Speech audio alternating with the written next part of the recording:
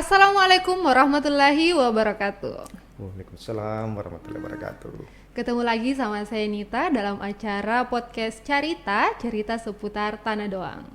Hari ini kita mau bahas tentang pariwisata, di mana kita ketahui bahwa pariwisata sendiri di Selayar itu tidak bisa terlepaskan.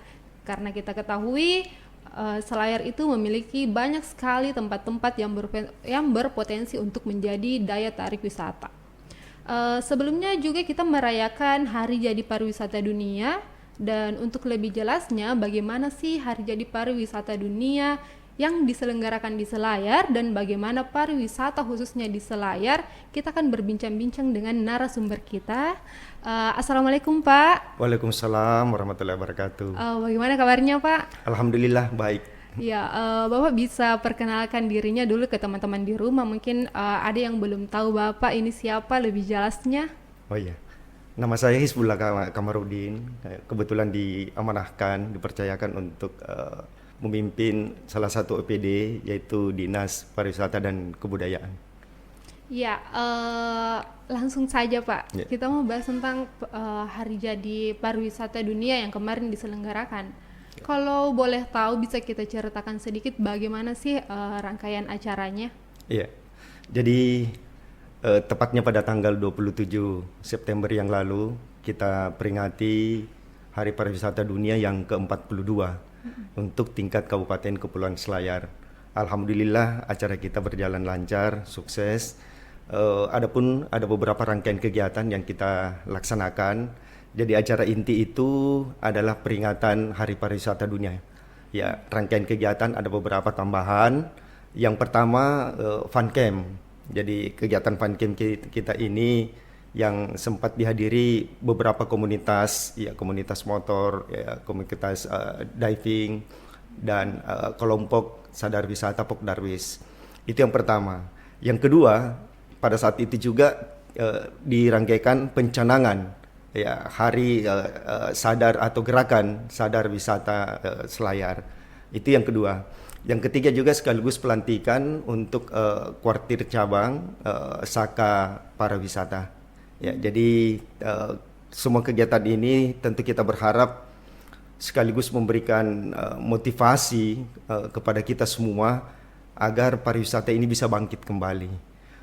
Begitu juga lokasi di Tamamelong, seperti kita tahu bahwa beberapa tahun terakhir selama pandemi Covid, ya tidak ada aktivitas di sana. Mudah-mudahan kita memulai di Hari Pariwisata ini aktivitas itu sudah bisa berjalan kembali. Oh, jadi daya tarik wisata Tamamelongnya akan dibuka mulai dari Hari Jadi Pariwisata kemarin. Iya, jadi sambil kita benahi, mungkin masih ada beberapa kekurangan-kekurangan, kita sudah buka kembali. Kalau Bapak sempat tadi sebutkan ada fun camp. Untuk fun campnya sendiri, kenapa di Hari Jadi Pariwisata Selayar itu, di Hari Jadi Pariwisata Dunia khususnya di Selayar, Dispar memilih untuk mengadakan fun camp? Yeah. Di antara banyaknya kegiatan lainnya yang bisa dilakukan. Iya, jadi yang pertama, yang peserta itu harinya juga. Jadi semua peserta, baik itu komunitas, penggiat pariwisata, ya dan ada beberapa Pokdarwis, Hari Pariwisata ini adalah harinya dia. Ya, jadi dia juga turut memperingati. Itu yang pertama. Yang kedua, pada saat itu juga tentu kita berharap tanggal 26 dia hari mulai masuk, dan besok semua yang ikut camping ini ikut menghadiri.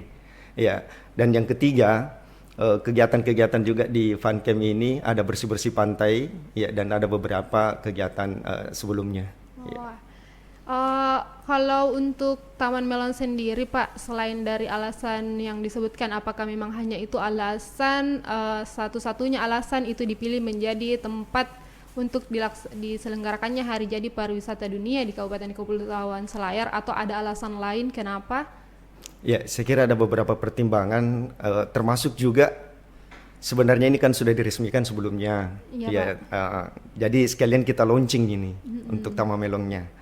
Ya, dan ini juga saya kira yang menjadi sedikit sorotannya di medsos. Iya, betul. Iya. Jadi ini paling tidak mungkin sedikit memberikan jawaban lah, menjawab apa yang menjadi polemik selama ini di medsos. Insya Allah kita akan benahi dan pada saatnya setelah ini sudah berjalan, kita juga akan tawarkan nantinya kepada pihak investor atau swasta. Siapa tahu ada yang berminat untuk bekerja sama pengelolaan di Taman Melong ini. Iya. Ya. Kalau untuk di hari jadi pariwisata dunia, khususnya di Dispar, hal yang mau dilakukan lagi oleh Selayar, mungkin kita bisa menjawab dalam bidang pariwisata ini apa Pak? Khususnya untuk yang acara kemarin. Iya, terkait dengan acara kemarin dan ini juga untuk apa yang rencana kami lakukan ke depannya. Jadi kemarin itu pencanangan gerakan Selayar Sadar Wisata. Gerakan Sadar Wisata ini bagaimana mengamalkan, mengaplikasikan Sabta Pesona. Jadi 7 pesona yaitu aman, tertib, bersih, sejuk, indah, ya jadi indah dan ramah dan kenangan. Ya. Ini yang kita harapkan bisa diaplikasikan di masyarakat. Yang namanya gerakan, maka seluruh lapisan masyarakat itu secara masif secara masif ikut melakukan mengamalkan gerakan ini dengan bagaimana mengamalkan Sabta Pesona itu tadi. Ya, kita tahu persis di Selayar. Kalau mungkin dari segi keamanan tertib mungkin ini perlu kita benahi, perlu kita tingkatkan. Kebersihan ini yang parah. Iya. Ini kebersihan adalah tanggung jawab kita semua. Jadi ini bukan tanggung jawab pariwisata, bukan tanggung jawab OPD lingkungan hidup misalnya, tapi ini tanggung jawab kita semua. Karena paling tidak yang membuang sampah ini kan masyarakat. Jadi bukan sampah masyarakat ya, yang membuang sampah ini masyarakat. Iya. Ya, ini yang kita harapkan dukungan dari masyarakat. Jadi gerakan ini adalah gerakan kita semua. Jadi gerakan Selayar Sadar Wisata. Ya, dengan mengamalkan Sabta Pesona itu tadi, 7 pesona itu tadi. Ya. Jadi gerakan Selayar Sadar Wisata diperuntukkan untuk semua masyarakat, bukan hanya khusus Dispar, bukan hanya khusus pelaku wisata. Oke. Kalau untuk kendala yang dihadapi sendiri Pak, selama khususnya dulu untuk acara kemarin yang hari jadi, untuk Dispar sendiri, kalau boleh tahu atau boleh kita share ke teman-teman di rumah itu apa saja Pak? Ya, saya kira untuk kendala kalau kegiatan terkait dengan kegiatan kemarin, saya kira tidak ada. Ya, semua berjalan dengan baik. Kalau dikatakan kendala untuk bagaimana mengembangkan sektor pariwisata ini, saya kira banyak hal yang perlu kita benahi. Ya, yang perlu kita benahi misalnya itu SDM-nya. Jadi kalau kita berbicara potensi pariwisata Selayar ini, itu tidak bisa lagi diragukan. Iya. Cukup banyak potensi. Ya, kalau untuk khusus wisata bahari dari 24 kabupaten kota yang ada di Sulawesi Selatan ini, Selayar yang paling banyak potensi untuk wisata bahari. Ya, hanya memang dengan potensi yang cukup banyak seperti itu saya kira belum cukup. Ya, karena yang terpenting adalah yang mengelola itu. Ya, inilah yang di SDM-nya ya. Ya, jadi SDM yang mengelola destinasi itu.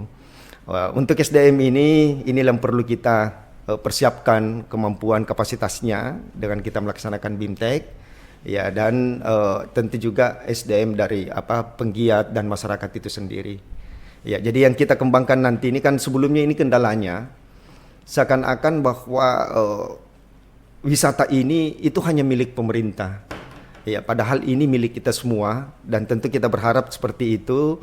Sebelumnya masyarakat kan belum merasakan manfaat dengan keberadaan misalnya destinasi di wilayahnya. Kedepannya bukan seperti itu. Jadi ada konsep atau program yang namanya desa wisata. Ya, jadi program desa wisata ini bagaimana sehingga masyarakat ikut berpartisipasi, sehingga dia ada rasa memiliki untuk itu. Ya, jadi dia bisa berpartisipasi sehingga merasakan manfaat keberadaan destinasi di wilayahnya. Dia bisa di situ mengambil bagian untuk penyiapan kulinernya, souvenirnya, homestay-nya, guide lokalnya. Itu semua bisa dia manfaatkan oleh masyarakat. Sehingga pada saatnya yang selama ini dia hanya menjadi penonton, itu dia nanti merasa memiliki dan mungkin merasakan manfaat dari adanya destinasi di wilayahnya. Berdasarkan yang tadi Bapak sampaikan, Tapi sekarang kita tidak melihat hal tersebut, maksudnya masyarakat itu belum sadar. Iya. Kalau dari Dispar sendiri menanggapi kenapa sih masyarakat belum sadar untuk hal itu, bagaimana Pak? Iya, jadi inilah perlunya kita berikan edukasi. Jadi setelah pencanangan kemarin, mungkin kita akan turun juga ke bawah sosialisasi tentang ini. Sebelum-sebelumnya kan sudah ada gerakan Jumat Bersih, kan ini semua terkait. Iya. Ya, hanya saya lihat tidak berkesinambungan ya. Ya, jadi kita harapkan ini bagaimana kalau keamanan, insya Allah ini untuk tertibnya ini juga perlu kita tingkatkan. Yang kebersihan ini yang mungkin yang perlu kita genjot luar biasa memang. Ya, bahkan terkadang saya katakan bahwa untuk sampah plastik yang di Selayar ini kan sudah darurat sampah plastik. Darurat. Iya. Kemarin juga sempat melakukan podcast di sini sama yang komunitas sampah plastik. Yeah. Mereka mengatakan bahwa ini memang sudah benar-benar darurat dan tidak ada penanggulangan serius. Iya, insya Allah. Jadi baru-baru ini juga kita bersih-bersih pantai. Iya. Ya, yang dilaksanakan oleh pemerintah provinsi. Ya, kebetulan bertempat di Selayar ini. Ya, jadi seluruh 11 kecamatan mengadakan bersih-bersih pantai. Ini antara lain untuk paling tidak sedikit mengendalikan ya, atau untuk mengendalikan sampah plastik. Ya, jadi untuk yang kebersihan ini perlu. Terus kalau yang misalnya kesejukan ini juga perlu mungkin kita tanam pohon apa dan sebagainya supaya kelihatan sejuk, indah. Ya, jadi itu yang kita harapkan. Berikut untuk Rahmat Tama ini juga tidak kalah pentingnya. Iya. Jadi selalu saya katakan kepada teman-teman, ini penting bagaimana kita melayani, menyambut tamu-tamu kita. Paling tidak memberikan senyum. Cukup minimal senyum saja. Tapi jangan juga senyum kalau tidak ada orang. Iya, itu kan nanti dikira orang gila nantinya. Ya. Jadi memberikan senyum. Ya, walaupun misalnya karakter kita yang mungkin jarang senyum, paling tidak kalau ada tamu dari luar, termasuk yang ke desanya dia, senyumlah. Itu luar biasa. Kalau dengan senyum saja, dengan belum memberikan misalnya sapaan atau bagaimana, itu sudah luar biasa penghargaan. Itu kan rasa nyaman bagi pengunjung. Berarti Dispar sekarang turun langsung ke desa-desa untuk menjadi turun langsung ke desa-desa, terus menyadarkan atau membantu desa-desa bahwa kita punya potensi wisata ini. Seperti itu Pak? Iya, jadi yang kita lakukan selama ini kebetulan teman-teman dengan kapasitas masing-masing turun ke desa melakukan pendampingan. Ya, pendampingan. Ya, jadi di pendampingan ini bagaimana yang namanya, jadi yang kita ciptakan ini, yang ingin kita ciptakan adalah desa wisata. Iya. Desa wisata itu seperti apa? Ya, jadi desa wisata itu misalnya rumahnya walaupun kita tidak tentukan bahwa itu akan menjadi homestay, tapi paling tidak standar homestay ini yang dibutuhkan. Jadi mereka sudah tahu, yang desa-desa yang sudah kita dampingi tahu seperti bagaimana standar homestay. Jadi tidak harus mewah, tidak harus mewah, tapi dia paling tidak bersih, penataannya seperti apa, bagaimana tuan rumahnya melayani, ya. Begitu juga toilet misalnya. Jadi toilet ini ada misalnya di destinasi, juga di rumah ini harus bersih. Karena toilet dapur itu menjadi ukuran juga. Jadi sama saya, kalau ke rumahnya orang untuk tahu seperti apa kebersihannya ini rumah, paling saya masuk ke toilet dengan lewat di dapurnya. Ya, ini kan biasa. Kalau di ruang tamu itu biasa direkayasa. Di ruang tamu baik tapi di dapur tidak baik. Ya, kotor, jorok bagaimana. Ya, seperti itu. WC juga itu kita adakan BIMTEK. Ini juga yang sempat menjadi sorotan. Ya, kenapa WC saja, toilet saja pakai BIMTEK. Padahal memang ini toilet ini standar untuk menjadi desa wisata. Standar dia. Jadi salah satu indikator bahwa dia dikatakan desa wisata ketika toilet itu terpenuhi. Iya, jadi ada standar toilet seperti apa. Jadi semua itu yang kita lakukan. Begitu juga guide lokal, kita adakan pembekalan, ya, pelatihan, ya, seperti apa untuk menjadi guide. Iya. Kalau boleh tahu untuk pendampingan desa wisata sendiri di Selayar sudah ada berapa ya Pak? Iya, jadi yang resmi kita lakukan pendampingan dari yang prioritas ini desa wisata. Itu dulu. Jadi desa wisata yang kita sudah tetapkan itu 14. Jadi bukan berarti desa yang lainnya tidak akan menjadi desa wisata. Ya, tentu misalnya ada destinasi yang baru yang kita dapatkan di desa yang lain, Itu juga bisa nanti. Jadi paling tidak yang pertama itu ada destinasi di sana. Sehingga kita tetapkan jadi sementara ini ada 14 desa wisata. Kalau untuk tempat-tempat wisata sendiri yang menjadi andalan di Selayar itu kalau boleh tahu apa saja, Pak? Iya, cukup banyak di Selayar ini. Banyak. Jadi kita di sini ada wisata bahari, ada wisata budaya, wisata sejarah, ya, dan lain-lain. Yang menjadi pertama andalan kita tentunya wisata bahari ya. Ya, jadi wisata bahari antara lain Taman Nasional Takabonerate. Kita tahu persis bahwa Taman Nasional Takabonerate ini yang atolnya ya terbesar ketiga di dunia. Setelah Koh Jefein, Kepulauan Marshall, dan Supadipa, Kepulauan Maldives. Jadi kita yang ketiga. Ini kita sudah akui ini memang menjadi ikon Selayar dan ini luar biasa. Ya, itu yang pertama. Yang kedua, untuk wisata bahari dulu ya. Bahuluang. Ya, ini cukup luar biasa. Jadi baru-baru ini juga kita masih menunggu dia ikut anugerah untuk pesona Indonesia. Dia masuk 10 besar untuk satu kategori yang surga yang tersembunyi. Ya. 10 besar. Iya, jadi sementara dia masuk di kategori yang surga tersembunyi. Dia masuk 10 besar. Ini sementara penilaian terus.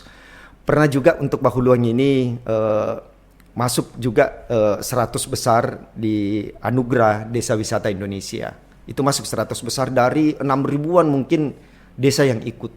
Ya, ini luar biasa.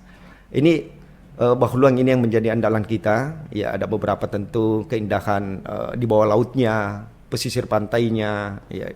Selanjutnya untuk di Gusung juga yang di pulau kita yang di sebelah ini luar biasa di sana. Ya, ada Jeneia, Liang Kareta, Bonemalea, Ujung Lola, dan ya, ada beberapa di sana termasuk mangrove kita. Ya, ini itu untuk wisata baharinya termasuk Punagaan. Yang lain-lain misalnya untuk alam ya, untuk misalnya Puncak Tanah Doang ini juga luar biasa daya tariknya di sana. Ya, di samping itu juga kampung tua kita Bitombang. Ya, yang alhamdulillah yang beberapa bulan yang lalu melaksanakan satu event Asirim Bitombang. Ini luar biasa. Jadi inilah menjadi destinasi andalan kita. Banyak sih destinasi di Selayar ini. Hanya yang memang mungkin kita sedikit fokus ada mungkin 10 sampai 15 lah yang kita fokus nantinya menjadi prioritas untuk kita benahi dan ini menjadi andalan kita. Yeah. Jadi ada banyak sekali daya tarik wisata yang ada di Selayar yang bahkan beberapa sempat masuk di nominasi-nominasi namun yang jadi pertanyaan apakah di antara banyaknya daya tarik itu dan di antara bagusnya, apakah itu sudah mengundang wisatawan untuk datang? Ya, sebelum pandemi dulu ya. Ya, karena kalau pada saat pandemi dan sekarang ini kan baru bangkit. Iya. Ya. Sebelum pandemi itu sudah ada juga yang datang, tapi belum sesuai dengan target. Ya, belum sesuai dengan harapan kita. Kita mungkin targetkan per tahun paling tidak 15.000, 20.000. Yang datang itu tidak sampai 10.000, tidak sampai 50%. Jadi itu yang kita targetkan. Inilah yang kita upayakan ke depannya. Karena memang kita harus ada kelebihan-kelebihan dibanding kabupaten tetangga. Ya, misalnya contoh kalau wisata bahari, kalau kita tidak lebih indah, tidak lebih baik dari Bulukumba, Bantaeng, Sinjai, ngapain dia ke Selayar? Betul.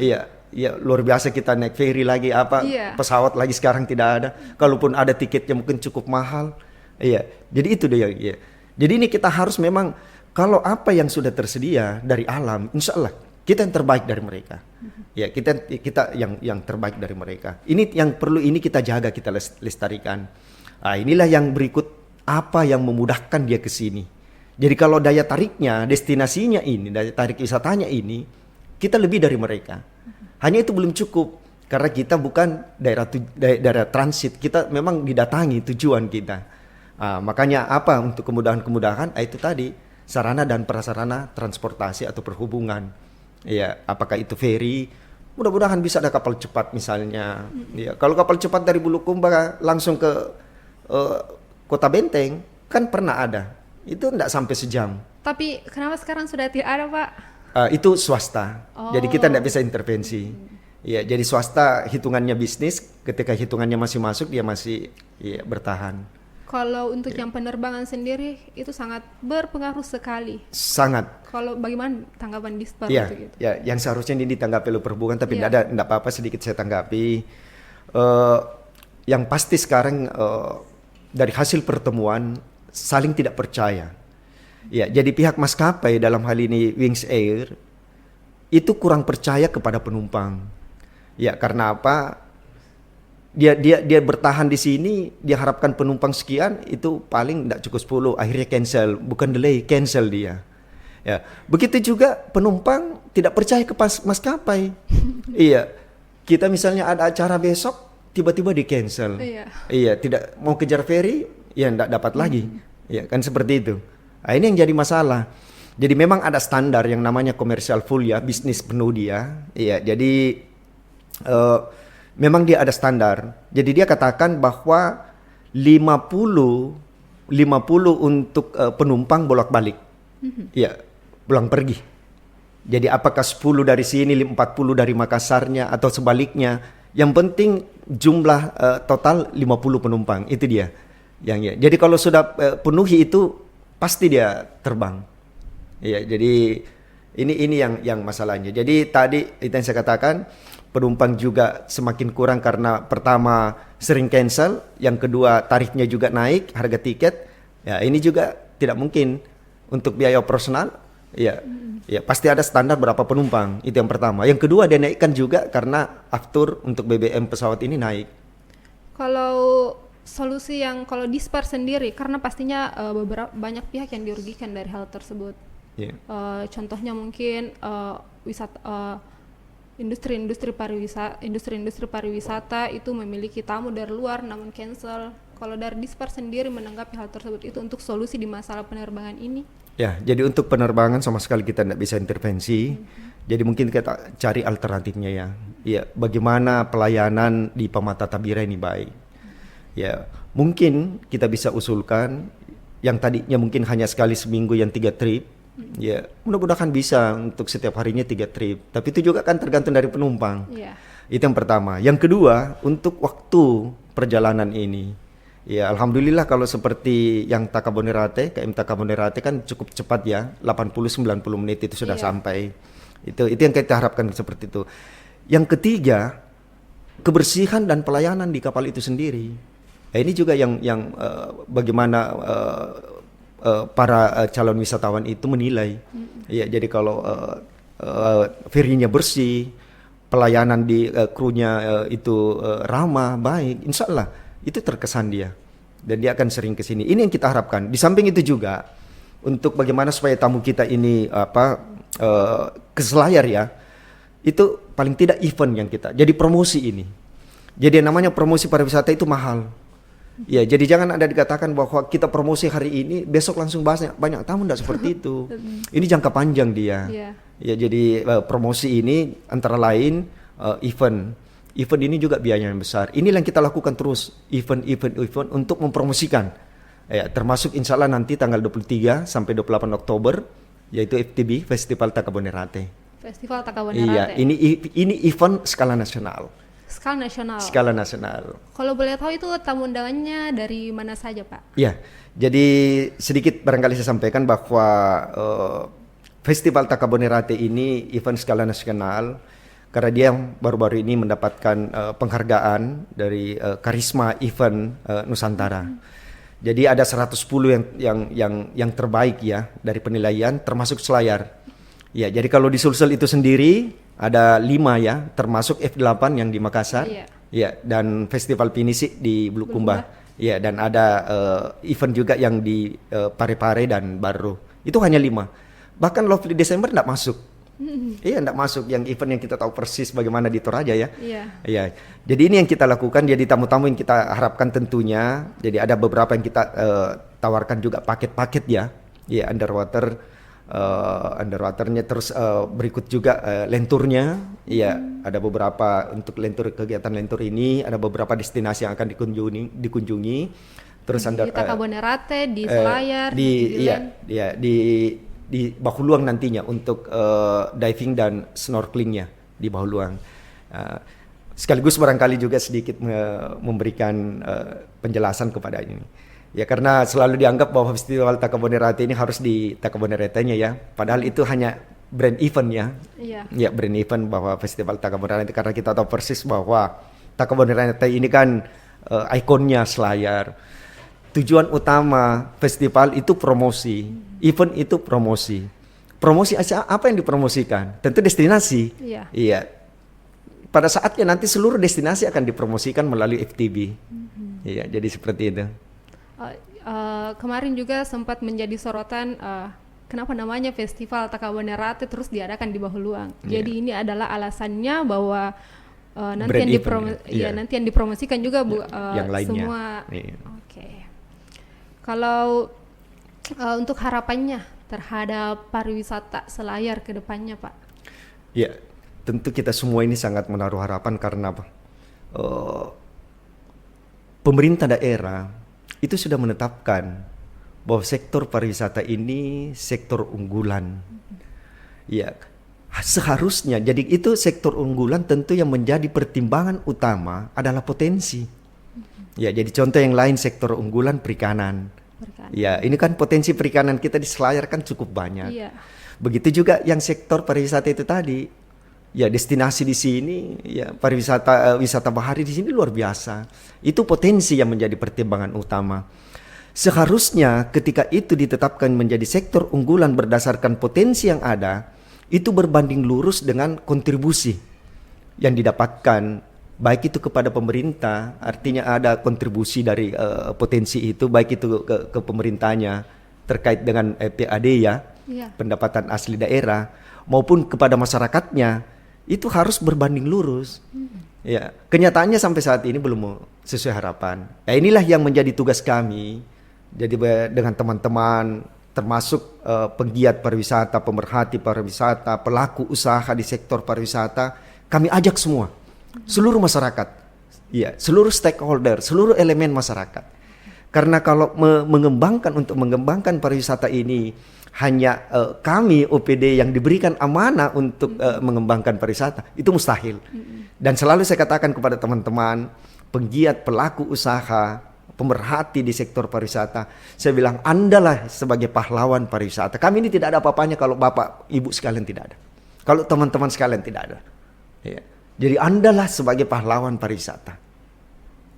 Jadi semua harus bekerja sama, karena kalau dispargi saja mustahil. Oke Pak, kalau bentuk-bentuk promosi yang dilakukan Dispar, apa saja Pak kalau boleh tahu? Ya, sebelumnya saya sedikit barangkali menyampaikan ya bahwa di OPD kami itu ada 4 bidang, jadi terbagi habis seluruh tugas dan fungsi yang ada di Dinas Pariwisata dan Kebudayaan. Jadi yang pertama ada bidang destinasi, bidang pemasaran, bidang SDM dan ekonomi kreatif, dan bidang kebudayaan. Ya, jadi untuk mempromosikan kita harus siapkan dulu destinasinya ya. Ya, destinasi dulu yang kita siapkan. Inilah tugas bidang destinasi. Memberikan penguatan revitalisasi dari destinasi ini. Ini kita mempromosikan nanti. Yang kita promosikan ini seperti apa yang kita lakukan? Pertama tentu eventnya. Ya, dan ini yang saya katakan tadi yang cukup besar menyerap anggaran. Di mana-mana yang namanya promosi melalui event itu pasti mahal. Pasti mahal. Ya, jadi ini yang kita lakukan, makanya ada beberapa event yang kita coba, baik itu digagas atau memang kegiatan dari Dispar Booth, maupun diinisiasi dan digagas oleh teman-teman penggiat pariwisata. Jadi ada beberapa juga mereka, ada event ini, itu inisiatif mereka, ya digagas oleh mereka. Jadi itu melalui event. Yang kedua, tentu yang tidak kalah pentingnya itu melalui media sosial. Ini yang tidak kalah pentingnya. Jangkauannya luas tak terbatas, murah lagi. Iya, jadi ini yang kita coba dengan dukungan teman-teman media, ya termasuk Lembang TV ini ya. Iya. Ini kan salah satu promosi Iya, nih. betul. Iya, iya. Jadi ini medsos, media sosial dengan berbagai ini Twitter, ya Facebook, WhatsApp dan sebagainya. Ini luar biasa. Ini atas dukungan kami juga minta dukungan dari teman-teman sekalian. Selanjutnya juga itu melalui pameran. Iya, pameran, expo. Ini juga itu. Ini juga yang selanjutnya juga yang tidak kalah pentingnya. Ini ketika ada tamu kita. Kalau ada tamu kita, kan begini. Pada prinsipnya untuk pariwisata itu bagaimana supaya banyak kunjungan, selanjutnya dia tinggal berlama-lama, selanjutnya kalau bisa dia habiskan uangnya, ya, dan kalau bisa setelah dia kembali itu masih ada keinginan untuk kembali lagi ke sini dan juga termasuk menyampaikan kepada sanak saudaranya, koleganya, tetangganya, ya, memberikan ini juga suatu promosi. Jadi dia lihat dan ini menceritakan. Ya, ketika dia ke sini, dia lihat, dia kembali, itu dia menceritakan. Alhamdulillah baru-baru ini luar biasa dan ini saya anggap nantinya mereka yang mempromosikan Selayar. Ya, jadi baru-baru ini kita kedatangan pada saat ulang tahunnya Semco ya. Iya. Ya, jadi Selayar Max Community. Ya, jadi kebetulan yang hadir pada saat itu 300-an dari luar Selayar, di regional ya. Ya, karena ada dari Sulawesi Utara, dari Gorontalo, dari Palu, dari Kendari, dan ada beberapa dari Sulbar dan Sulsel sendiri. Itu motor Max. Ya, jadi ini cukup ramai. Alhamdulillah mereka sangat senang ya, sangat menikmati. Ya, karena kebetulan saya hadiri juga acara perayaannya yang keempat dari Semco ini. Oh, dirayakan di Selayar. Iya. Jadi Semco ini salah satu komunitas yang ada di Selayar.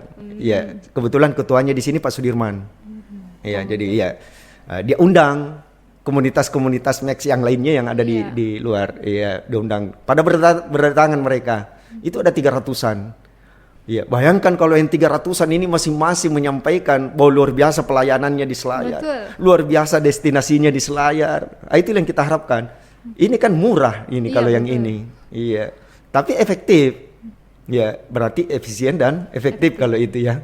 Ya, jadi itu yang kita lakukan untuk mempromosikan. Tapi sekali lagi yang namanya promosi itu mahal. Dan tidak serta-merta ketika kita mempromosikan, kita buat event, kan begini terkadang juga teman-teman mengatakan, sukses kita. Eventnya bagus, ramai, sukses. Itu baru memulai. Iya. Tapi bagaimana kelanjutannya? Iya, Pak. Iya. Datang enggak orang yang sudah datang pada saat acara itu? Atau bertambah orang yang datang enggak yang setelah acara itu? Itu baru sukses. Ya, kalau di acara eventnya ini ramai apa dan sebagainya, itu baru mulai itu. Jadi jangan berbangga, jangan bersenang-senang kalau sukses acara. Yang terpenting adalah bagaimana kelanjutannya. Mereka kembali lagi dan mereka menyampaikan kepada teman-temannya, saudaranya, apa semua. Iya, untuk ke Selayar. Jadi nanti kita karena ada event nanti di Festival Takabonerate, nanti kita lihat suksesnya kalau misalnya orang-orang datang kembali. Iya, dan bertambah. Iya. Jadi kalau hanya di acaranya saja banyak orang berarti itu tidak sukses. Ya, maksudnya harus sukses di acara dan sukses untuk berikutnya. Amin. Iya. Karena pasti bukan hanya Dispar yang mendapat baiknya, tapi pasti seluruh masyarakat Selayar itu dapat baik. Insyaallah, amin. Ya. Ya, jadi yang seperti itu yang kita harapkan. Artinya apa? Ketika ditetapkan bahwa ini sektor unggulan, maka kita semua berkewajiban mendukung ini, dan pada saatnya nanti seperti contoh masyarakat kita yang di desa wisata, mungkin di sektor pariwisata ini hanya tambahan saja, pekerjaan tambahan atau sampingannya saja. Insya Allah pada saatnya nanti ketika banyak pengunjung, sudah inilah mata pencaharian utamanya, insya Allah. Dan itu tuh rencana kami, itu target kami. Iya, jadi inilah yang kita harapkan supaya mereka juga masyarakat, kan itu tadi, pemerintah mendapatkan manfaatnya dari PAD-nya, kontribusi masuk ke PAD. Ya. Selanjutnya juga kita harapkan masyarakat bisa sejahtera dari pariwisata. Ya. Jadi intinya adalah pariwisata itu bukan untuk pemerintah saja, tapi untuk seluruh masyarakat. Iya. Ya, terima kasih banyak Pak telah berbincang-bincang dengan kami di sini di podcast Carita. Semoga apa yang Bapak sampaikan itu dapat menambah pengetahuan untuk kami, untuk teman-teman di rumah. Terima kasih karena sudah menyempatkan waktunya untuk hadir, dan untuk teman-teman di rumah semoga ini menjadi salah satu tayangan yang bermanfaat dan juga menambah ilmu, khususnya jangan lupa juga untuk datang di Festival Takabonerate tanggal 23 sampai 28 Oktober 2022. Oke, terima kasih untuk teman-teman di rumah. Jangan lupa video ini di like, comment, share, dan channel YouTube kami jangan lupa di subscribe. Dan juga untuk teman-teman di rumah, apabila memiliki narasumber yang kiranya bisa kami datangkan di sini untuk berbagi cerita dengan kami, silahkan menghubungi pihak LTTV. Terima kasih. Wassalamualaikum warahmatullahi wabarakatuh. Waalaikumsalam warahmatullahi wabarakatuh.